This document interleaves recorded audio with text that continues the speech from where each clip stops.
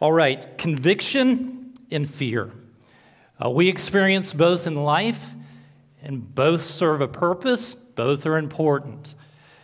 And when the two complement each other, life seems to go so much easier. But most of the time, those two seem to compete. In fact, oftentimes it can feel like that conviction and fear are playing a game of tug-of-war, and you're the rope. And who wins is no small matter. In fact, to a large degree, your legacy will be determined by which of the two, conviction or fear, has the greater pull in your life. Let me illustrate for you. Every single January, we as a nation celebrate the life of Martin Luther King Jr. Why? Because his conviction that all people should be treated equally was greater than his fear of what bigots might do to try to stop him. We hold a person like Mother Teresa in highest regard because she had this conviction that every single person was a person of value who deserved to be treated with kindness and compassion, and that conviction was stronger than her fear that she might contract the disease of leprosy. So she served people. Now, the flip side is true as well. There are those individuals who have gone down in infamy because they made the decision to sacrifice their convictions in an effort to sidestep their greatest fear. And this morning, as we continue our journey through the Gospel of John, we arrive and meet one such person. His name is Pilate. Now, who was Pilate? Well, Pilate was a Roman governor appointed by the emperor at that time to rule over the region of Judea. Now, his responsibility, primary responsibility as the governor of the region of Judea, was to keep the peace among the different nationalities that lived in that particular region. That was the responsibility of every single Roman governor. You gotta keep peace from Rome. Don't let things get out of hand. Pilate, however, he got off to a rocky start. In no time, this guy had just so infuriated the Jewish people by making several idiotic decisions. I'm going to share with you a couple. One decision he made was this. Very first time he visited the city of Jerusalem, in an effort to show who was boss, just remind everybody, he had Roman soldiers march into that city carrying a flag with the Roman emperor's image just emblazoned on that. He said, I want you to carry that throughout the city, and then I want you to plant that in different places in the city to remind these Jewish people who's in charge. And in fact, he said, I want you to put it at the top of the Jerusalem temple. Well, this so infuriated the Jewish people that they began to riot. That wasn't a good thing because he's not keeping peace, and so he quickly responds to this particular riot, and he says, okay, settle down, we're going to deal with this. Everybody gather in the amphitheater, and we'll have a discussion. And it turns out it wasn't much of a discussion at all. Because as soon as they gathered into that amphitheater, Roman soldiers surrounded the amphitheater, and he basically said, knock it off, or I'm going to kill all of you. What he didn't anticipate was this, that there would be some courageous Jewish individuals that would call his bluff, and they did. They bowed down on the ground, they bared their neck, and they basically said, go for it. Pilate realized that he did not have the authority to do that.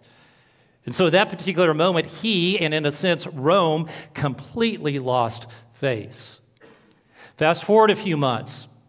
Pilate decides, I need to build an aqueduct, but I don't have the cash. And so to solve his cash flow problem, he commands Roman soldiers to go into the Jerusalem temple and raid the treasury. Again, another uprising takes place. And this time, Pilate decides, I'll send Roman soldiers into the crowd in plain clothes, and they're just going to stab and they're going to club protesters.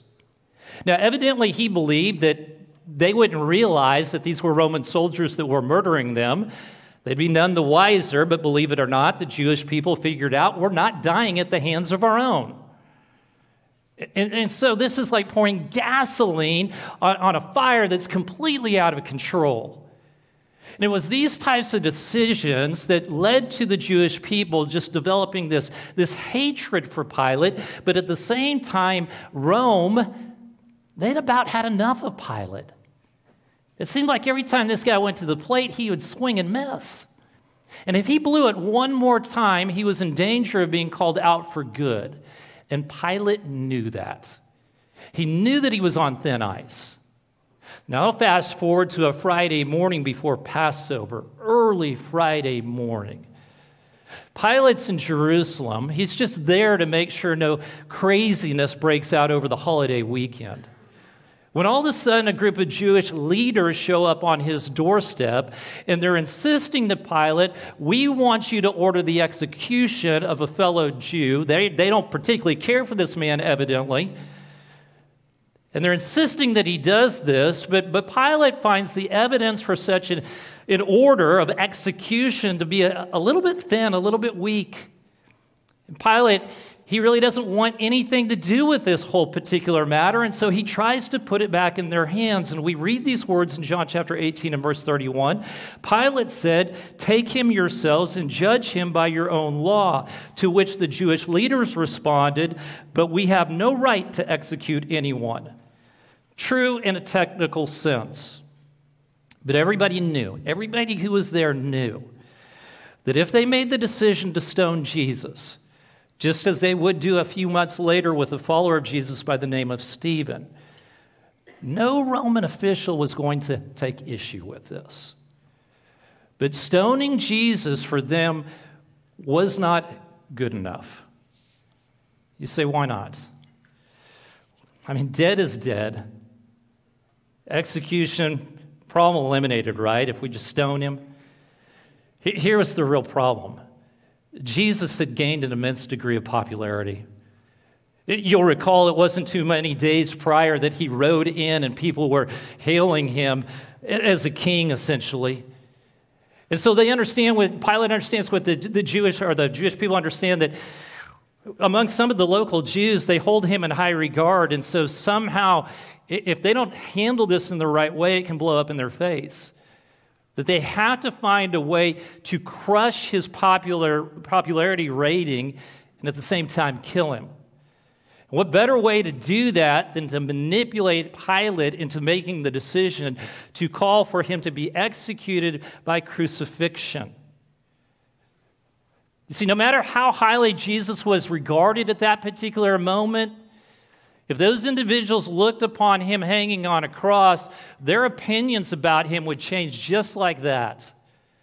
And why was that? Well, here's the reason. Because centuries prior, one of their faith heroes, a man by the name of Moses, he made it very, very clear that anybody who dies in such a manner, even though crucifixion hadn't even been invented yet, but anybody who dies in such a manner, they're under the curse of God. In fact, we read these words in Deuteronomy chapter 21 and 23. Anyone who is hung on a pole is under God's curse.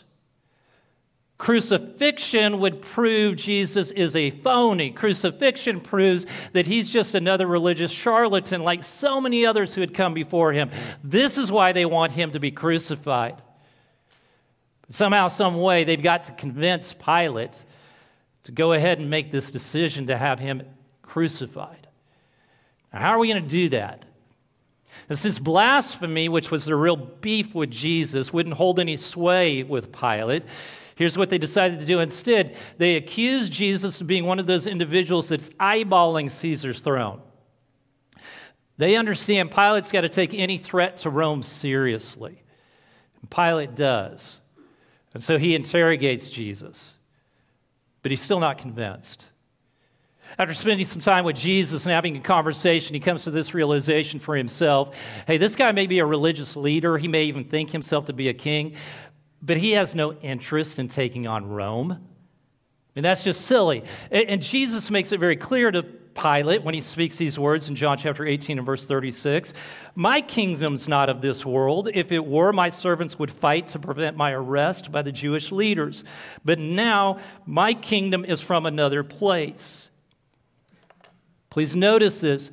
Pilate holds a deep conviction that Jesus is not after Caesar's throne. He is deeply convicted that Jesus is completely innocent. But he knows this is a potentially explosive situation that can cost him so much, and so he has to handle it with extreme sensitivity.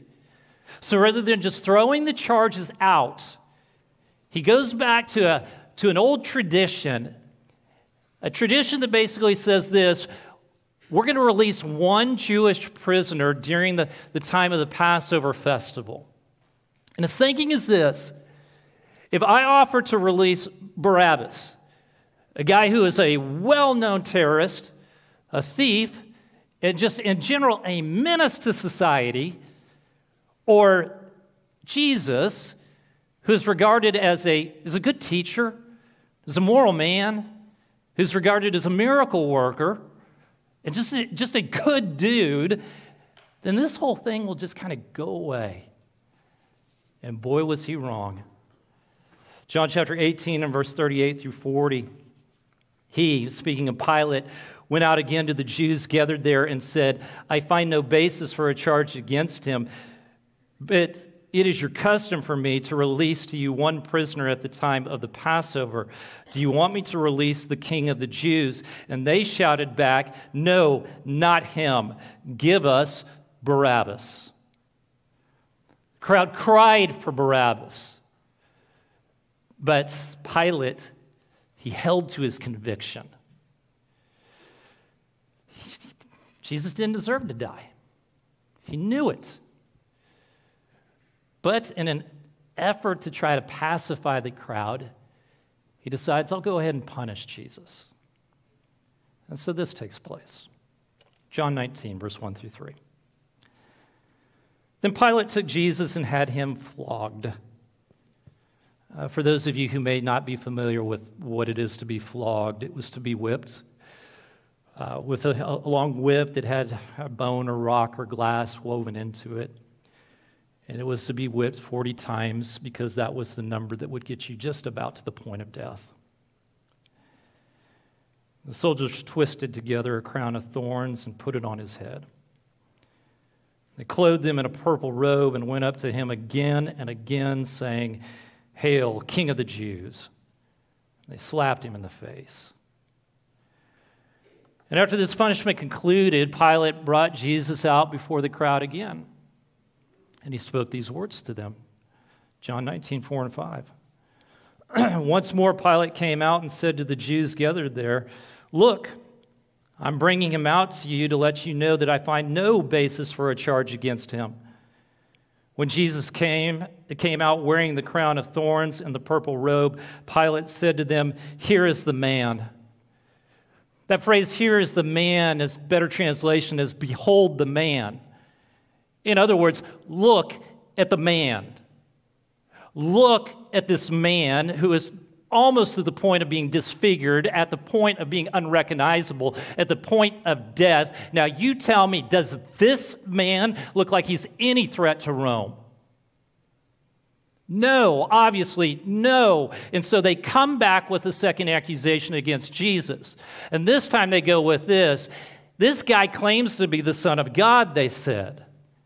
And this startles Pilate. But he goes ahead and he has another interrogation with Jesus, and after that interrogation with Jesus, he's still not convinced that there's anything that this man's guilty of. He's certain he's innocent. So much so that we read these words in John chapter 19 and verse 12. From then on, Pilate tried to set Jesus free. Let that sink in for a moment. From then on, Pilate tried to set Jesus free. Well, if he was so convinced, if he believed so deeply that Jesus was innocent, then why wasn't he set free? I mean, Pilate was the very one with the authority to make this happen, right? How did his try become Jesus being crucified? Big picture answer. It's what Nick talked about this morning.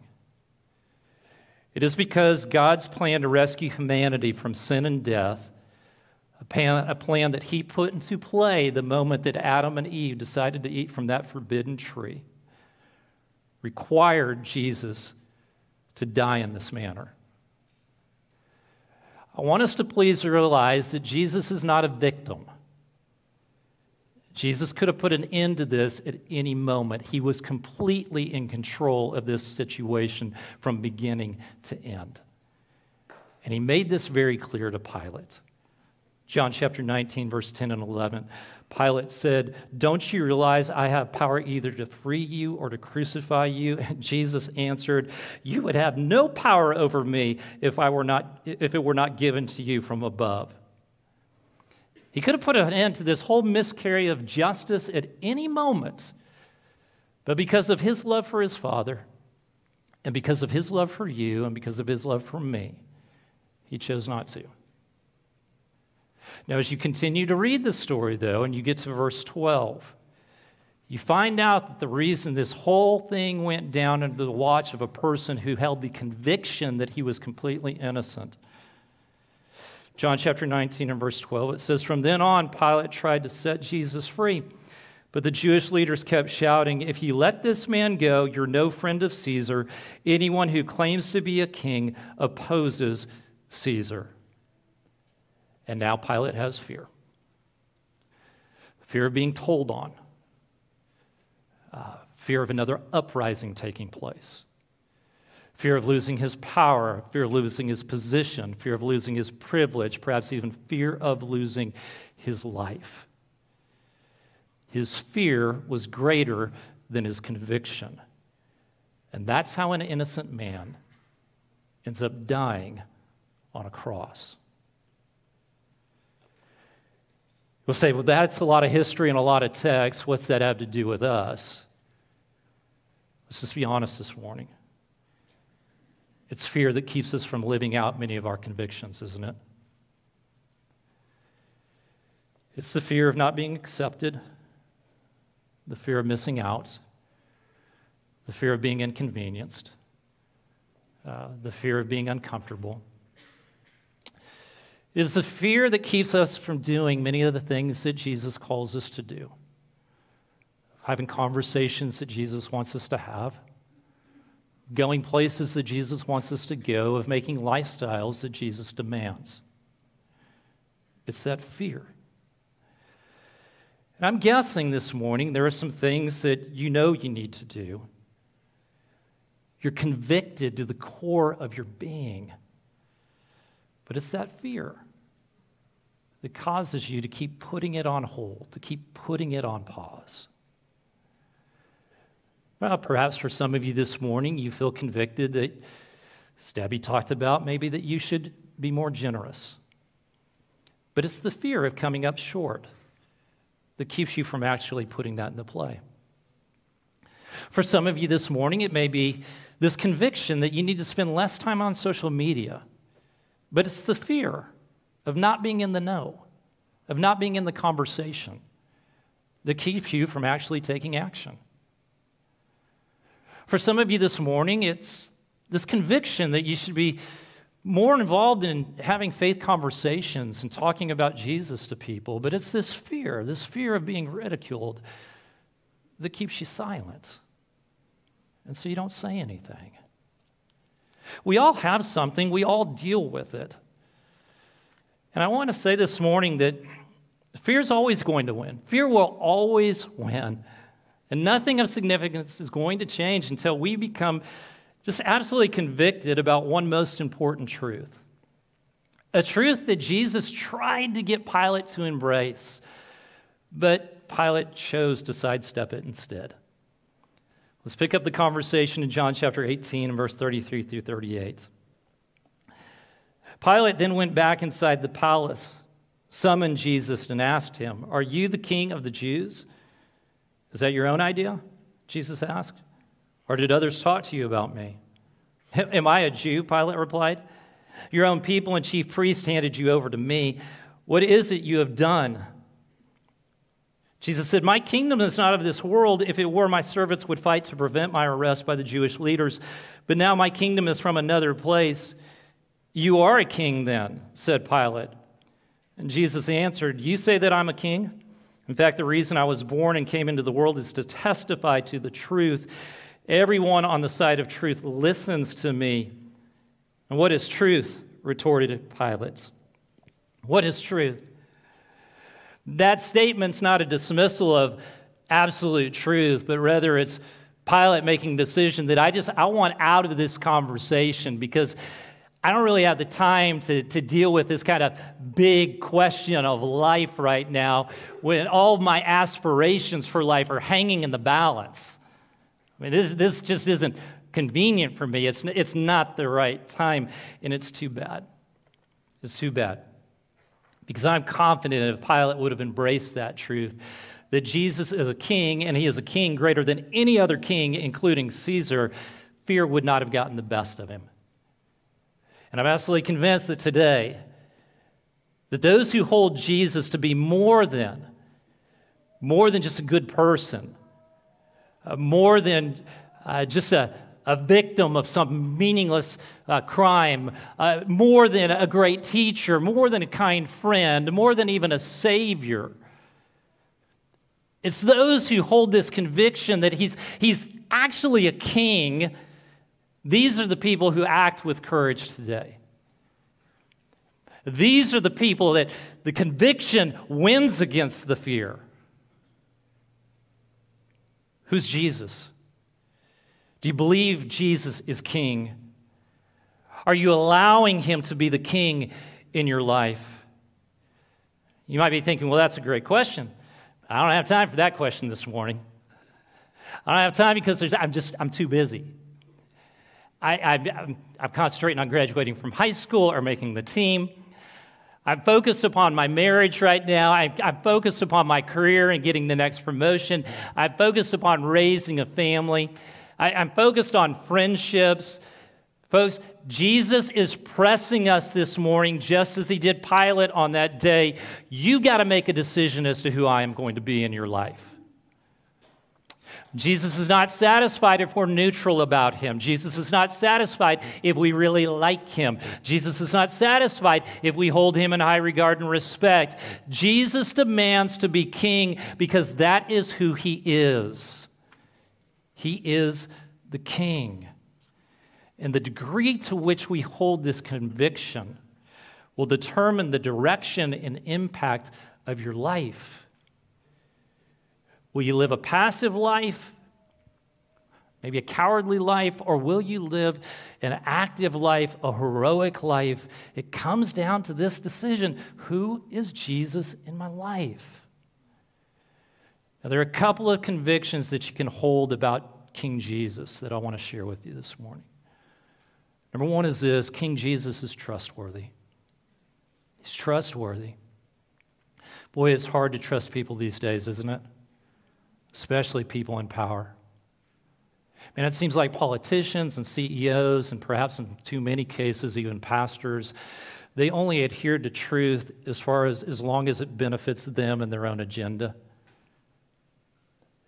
But this isn't unique to our time or culture or place, isn't it? I mean, the Roman emperor, the government then, it couldn't be trusted either. And so what Jesus was saying to Pilate, he is trying to get him to understand that, hey, I'm a king that's not like every other ruler.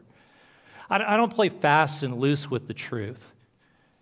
Everything about me, everything that I say, everything that I do is truth. This is who I am. So this means that when we're caught in between conviction and fear, we can trust Jesus. Now, what about my fear? Doesn't my fear ever tell the truth? Well, yes, sometimes your fear does tell the truth. Sometimes the very thing that you fear most will happen if you choose to walk in obedience with Jesus Christ. But more often than not, fear is trying to get you to believe outcomes that are never going to take place. Because if fear can do that, it can keep you from living a courageous life. And so we fear these things, these outcomes. They're just not even realistic most of the time. But even when it's true, even when fear is telling the truth, Jesus tells a greater truth. And Jesus' greater truth is this: no matter what you lose when you walk in obedience with me, you will receive far greater blessings. It's just his way. And as I think about Jesus praying in the garden as he got ready for this moment that we're talking about and he's experiencing in this particular text, and he's praying to his Father, and there's fear there. I'm convinced that there was that conviction that if I stay true to my Father, I'll be for him or blessed, and if I give in to my fear, that's what kept him from shrinking to fear. The second thing I want you to know about King Jesus is this. King Jesus is committed to you. He is absolutely committed to you. How much so? Well, it wasn't just Barabbas that he went to the cross for. He went to the cross for you. He went to the cross for me. He gave up his life so that we might live. He paid the ultimate price so that we might experience the forgiveness and freedom, forgiveness of God and freedom in him. And yes, it can be a little bit scary at times to follow Jesus, but if he was willing to do that for us, don't you think he's going to come through for us in every other situation? I mean, how can't we believe that? He's proven himself in the ultimate way. And so as we wrap up this morning, here's what I want to ask you to please do, is to give this some serious consideration. What is it that King Jesus has been convicting you of lately? I think most of us have something. Maybe it's, I don't know, maybe it's a relationship that needs to end. Maybe it's a relationship that needs to begin. Maybe it's a relationship that needs to be repaired.